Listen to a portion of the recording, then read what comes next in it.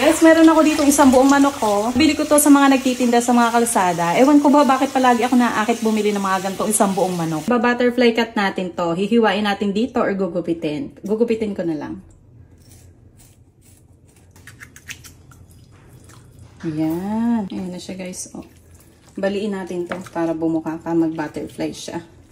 Ito, yung buto dito. Tapos dito din. May buto dito. Patunogin nyo lang. Tusukin lang natin para malutong mabuti yung loob. Lalo na dito sa malalaman na part. Hiwaan ko lang dito guys kasi masyadong malaman para maluto yung loob. Ayan, ganyan lang. Ayan.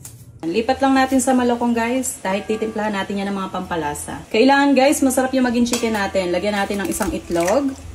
Lagyan natin ng patis.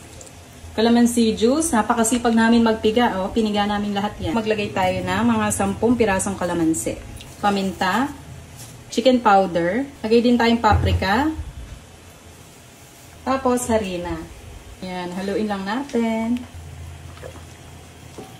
Lagyan din natin dito.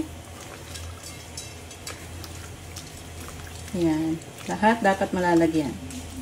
Bango. May kalamansi. Yan, masahi lang natin para manuot mabuti dyan yung mga pampalasa. Yan, okay na. Halong-halo na.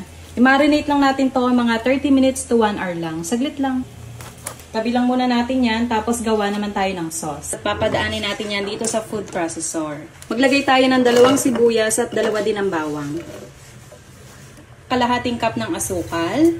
1/4 cup ng suka. Yan. 1/4 cup din ng toyo. Paminta. Yan, masarap sa barbecue, may maraming paminta. Ang gagawin pala nating flavor guys ay barbecue. Kaya meron ako ditong barbecue powder. Ito yung ginagamit sa mga french fries na flavor. Maglalagay lang ako ng 1 kutsara kasi medyo maalat to. Diba? Parang lasang-lasang barbecue yung gagawin natin. Promise masarap siya. Ayan, 1 kutsara lang. Ayan. Tapos maglalagay tayo nitong UFC na tamis anghang na banana ketchup. Ito talaga guys, itong brand na to yung masarap. Lalagay na natin itong lahat. Diba sa Buffalo, masarap daw yung Del Monte na original blend. Dito naman sa barbecue sauce, itong UFC na tamis anghang. Tapos gilingin na natin yan para magiling mabuti yung sibuyas at bawang. Kaya mas maganda kung gagamit kayo nitong food processor para pinong-pinong.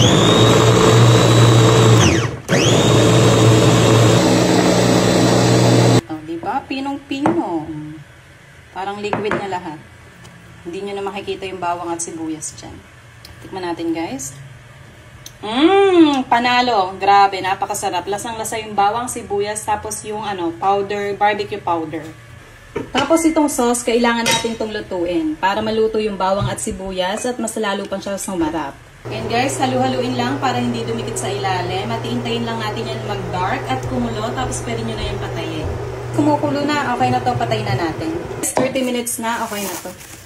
Check nyo natin. Ayan, okay na siya.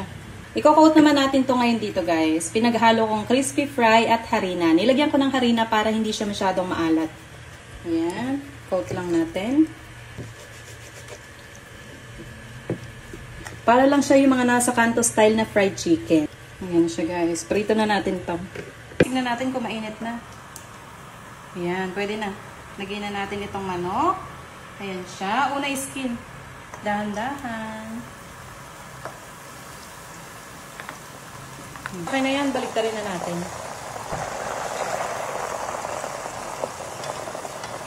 Ayan. Siya guys, oh. Tapos, lalagyan naman natin ngayon ng sauce. Ayan, yung ginawa nating barbecue sauce. Brush lang natin. Ayan. Itong sauce na to, uubusin ko na to dito. Napakalambot, tatanggal na yung buto. Ayan na siya guys, kain tayo. Parang only wings lang. Ito only chicken. Isang buong chicken.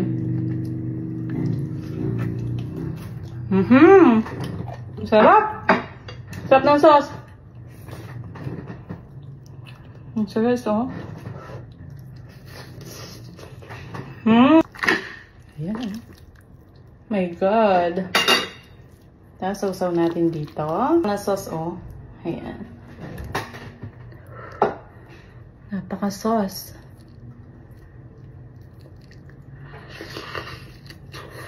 Mm-hmm.